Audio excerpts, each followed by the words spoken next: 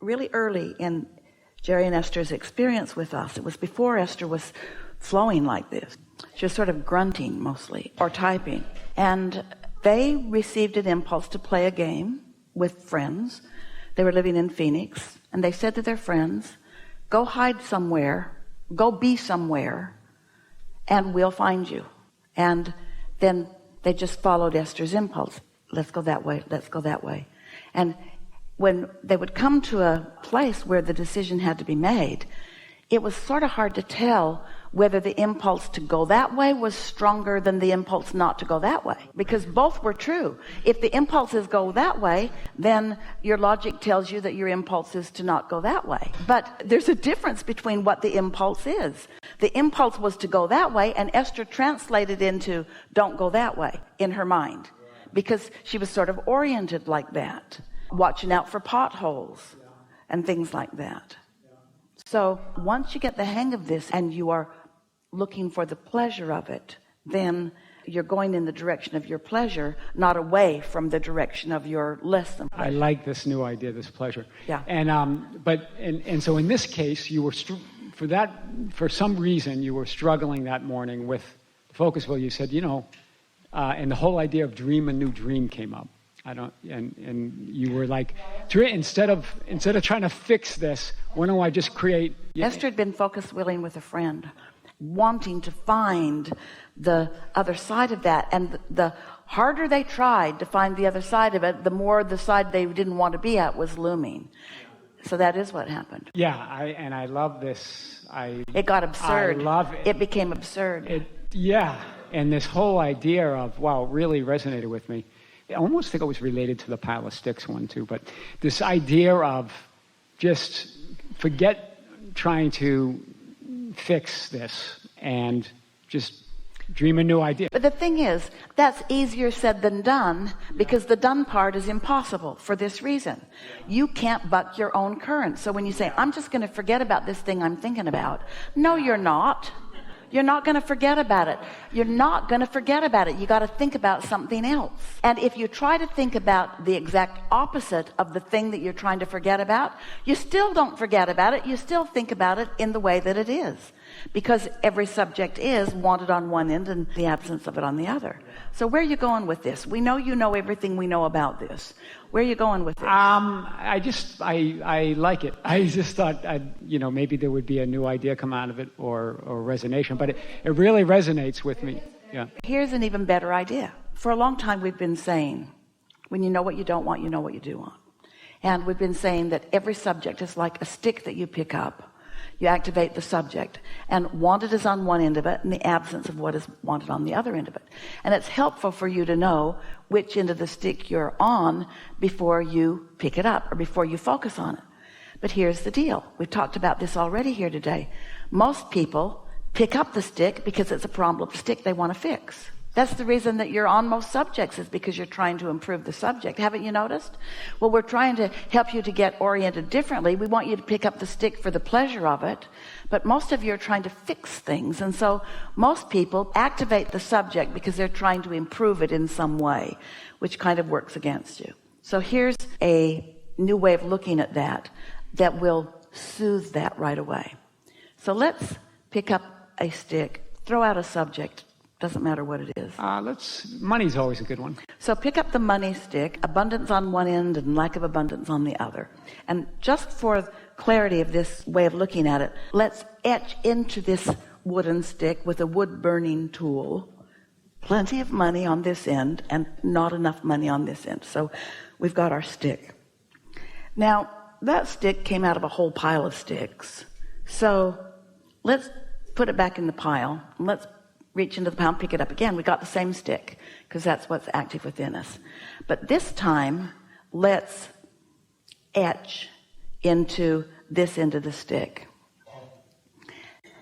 How things have been going for me. The manifestation in my life right now, which equals the way I usually think about it. In other words, the physical, human approach to the money thing. like I want more work and I want more money and I want more money for the work that I'm doing and I want to inherit something. In other words, it's all about the manifestation parts of it. And so let's put get more money. Let's etch that into the stick. But on the other end of the stick, let's etch something different. Let's etch freedom and fun and ease and happy and flowers and jumping whales. So now approaching the stick differently. Now you're looking for the feeling of the stick, not the practicality of the stick. See how it shifts? Now you've got that stick, but you're focused in a non-resistant way. Because all that money that you want is for freedom and choices and expansion and opportunities and fun. And so you're less likely to activate the resistant part of it just by approaching it that way, which is the same thing we've talked about in other days as we've talked about go general. It is going more general, but it's going more general on a specific subject, but it's doing it for a different reason. It's going more general on the specific subject because of the pleasure that end of the stick gives me that the other end of the stick can't give me right now. That end of the stick can't give me pleasure. I've practiced those specific thoughts in such a way that end of the stick is just not giving me pleasure right now. And it's not because I'm not wise, and it's not because I'm bad. It's just because I've got momentum. And so what we're talking about here, this is a concept really worth grasping. We're talking about where we started today, that you are more than you see. There's the practical you, human you, doing you, and there's the non-physical you. There's the non-resistant you, and there's the sometimes resistant you. There's the non-physical, non-resistant you who is looking for the essence of life, not the material things. And then there's the physical you who wants the material things and should, who thinks that the material things will bring the spiritual things. And there's the non-physical you that knows that the spiritual things don't need the physical things. But there's the physical you that wants to need the physical things in order to have the non-physical things. And well, you should. You are on the leading edge. You came to hook up to source energy and to turn your thoughts to things, to lovely things that thrill you, to lovely things that feel better than when they weren't there. But if you're so humanly oriented and the absence of those things is so pressing in your experience, you just can't get there from there. You can't get there from there. But you can get there from freedom and ease and joy and self-love. Yeah, that's funny you said that, because that's what my companies are full of, about bridging that human side. And I got that spiritual side that you don't need all that. And then I got the other side that says, well, I really like nice car. I want an Audi R8 so I can... People are so scrambled about that because they want to call someone who has managed prosperity, they often want to call them greedy. Because in their so far not ability to gather the resources, then absence of them makes them contemplate the pie, and a person that has a bigger piece of the ever-growing pie is annoying to someone that hasn't figured out how to get their piece. But when you step back and realize that you can't get that money today, probably not. If you're feeling like this, it's a ways down the road, but you can feel free, and you can see a whale, and you can smell a flower, and a hummingbird will come and look you right in the eye and say, hey. In other words, there's all kinds of evidence of your alignment and your universal spiritual prosperity that you have instant access to. And then when you layer onto that the reason you want that is for that anyway, and you can have that now. The reason you want that manifestation is because you think that manifestation will lead to these good feelings. And isn't it a little ironic that you can get those feelings without that? But then when you get those feelings, all that must come because you put it in the vortex. It just can't be your motive. You can't say, I'm going to tune in and I'm going to get all that stuff I've been asking for. It slows it way, way down. But if you say, I'm going to tune in because it feels so good to tune in. Oh, I'm tuned in. It feels so good to be tuned in. And oh, look at that. I didn't even remember I wanted that. Look at that beautiful man and that beautiful relationship, she said. Things came to me that I didn't even know that I wanted. Right, I love that. Yeah, well, I love it. And I particularly love this, you're not living by human laws, so stop that. But the other thing that I like that you said, there's nothing more spiritual than manifesting physical things. And that, I think, is brilliant. It is brilliant, but we're going to clarify it. If you're under the influence of Source, there's nothing more spiritual than what you manifest under the influence of Source. But you manifest a lot of things not under the influence of Source, and we don't think that's all that spiritual. That's not spiritual, right? Right. Rather be over here. There's a distinction, isn't there? That's beautiful. Yeah, thank you for that. I needed that clarity. And so how I feel along my journey is really evidence of how I'm going to feel when I get there. There's never a happy ending to an unhappy journey. Never, ever, ever, ever, ever, ever. But you got to want the journey simply for the joy of the journey, because if you stick in the result that you're looking for, usually you introduce resistance and you slow it way down. We've said that in lots of different ways. We think you've heard it. Do you? Thanks so much. Enough? Yeah. Enough. We want you to recognize that as we've been chewing together here today, that everything that's on your mind and therefore in your vortex has been known by your inner being and therefore by us, and we have talked about it all day long. There's nothing serious going on here.